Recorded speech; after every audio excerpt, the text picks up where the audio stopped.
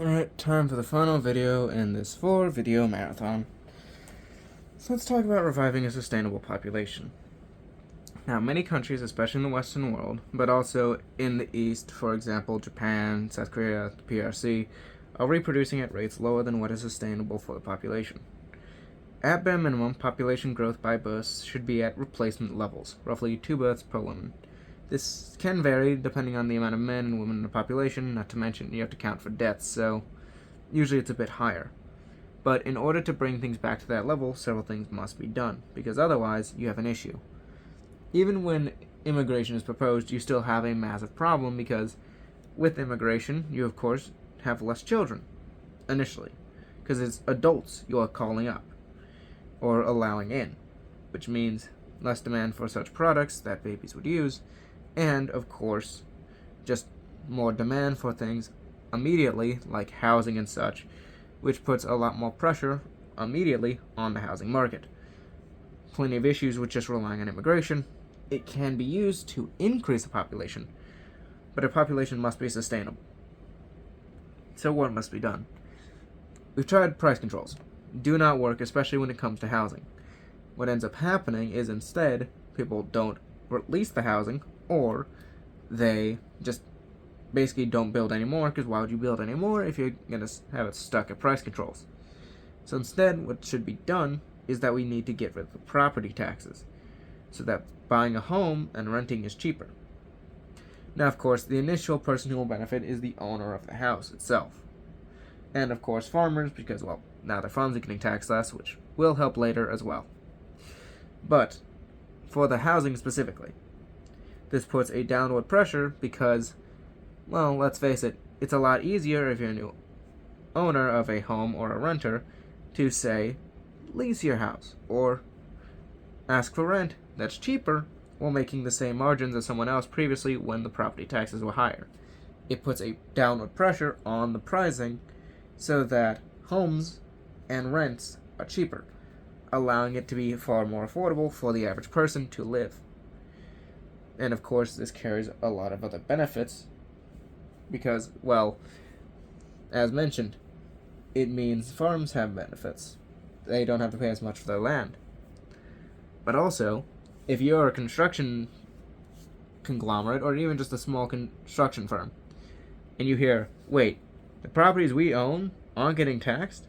Well, freak, we can make a lot of money off of them, and they won't need to be just some tax write-off. Now, we can build more apartments there, or build a home, or do a number of things, increasing the value for the average person and reducing prices. Alongside that, tax benefits per child need to be increased, with said increase growing if someone is married. This is to encourage two-parent households because, one, that should save money on daycare if one can at least look after the child, and if not, it means more funds will be within the family to maintain the children. But also, by increasing the benefits per child, that means reduced taxation for said people, and thus, things are more affordable to them. So not only will the property taxes lower one of the biggest expenses, rent, or in the case of a house, the mortgage and whatever it takes to buy it,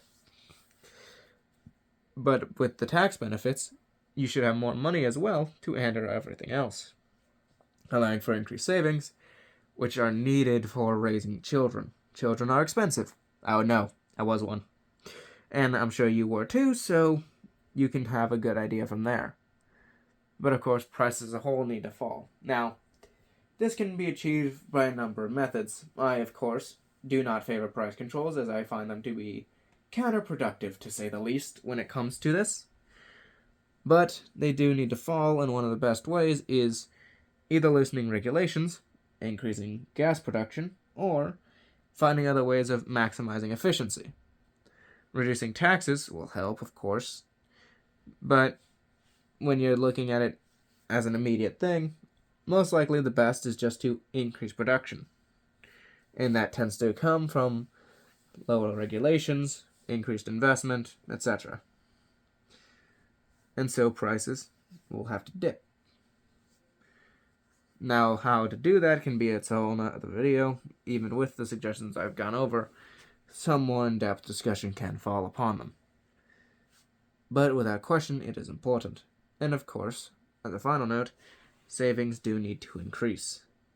See, how much one has in savings is very important when it comes to taking care of children, because children are a big burden for a long period.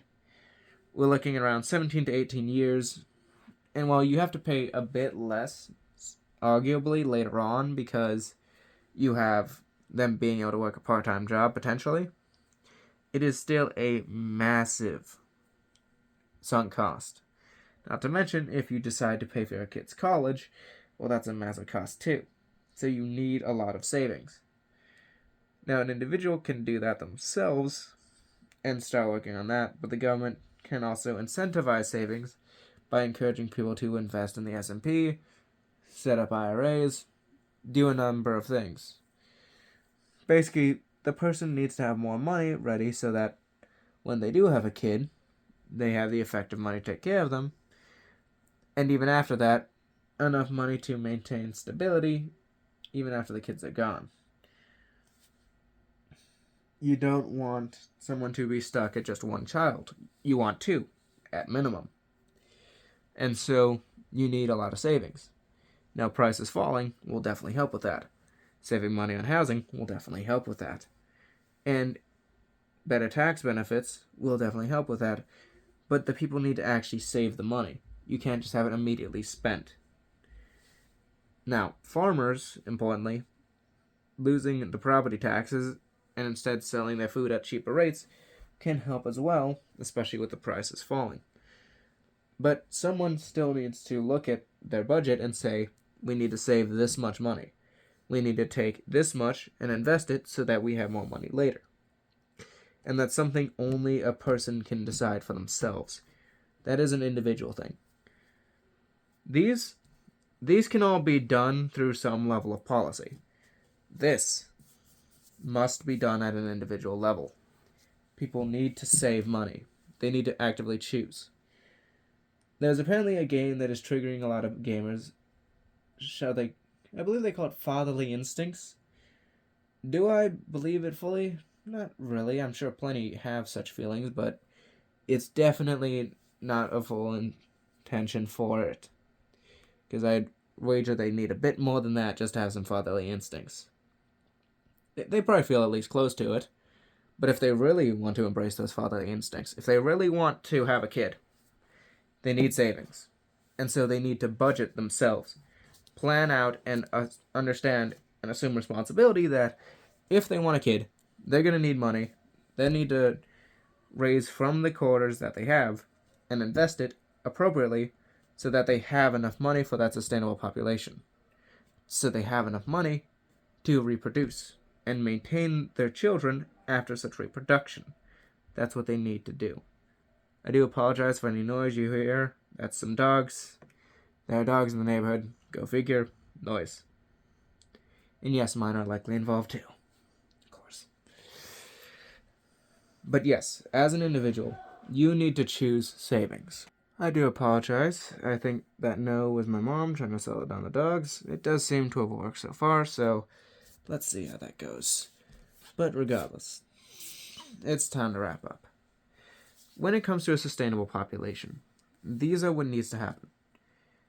These can largely be handled by the government to some extent, with this also being a matter of personal choice by actively choosing to go for cheaper housing, which of course doesn't mean cheap housing, just cheaper, so that the pressure on the cost of housing goes down. Since if people show more demand for cheaper housing, then the supply will either have to follow, or things will have to adjust necessarily to get back to somewhat of an equilibrium. But the one that is entirely on the individual, that is savings. And so if we want to revive a sustainable population, yes, government intervention will help somewhat. It can have some contributions. But no matter what, savings and individual choice are required. You cannot have a sustainable population without a population that wants to sustain itself. If you aren't willing, then people will not reproduce, and you will not have children. Therefore, the population will not be sustained. You have to choose a sustainable population. So I leave it to you. Have a good one. Thank you for watching.